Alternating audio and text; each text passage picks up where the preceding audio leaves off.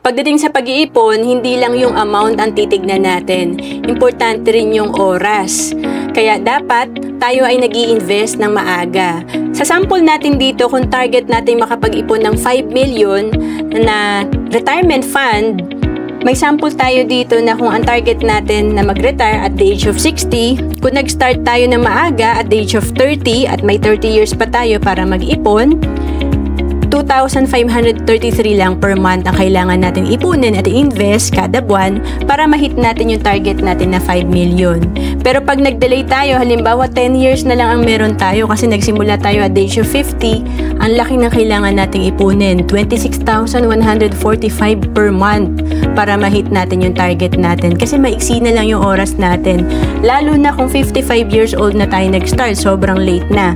Malapit na tayo sa retiring age, 5 years na lang ang meron tayo para makapag-ipon, 68,249 per month ang kailangan nating ipunin. Mas doable at mas kaya natin mag-ipon kapag tayo ay bata pa.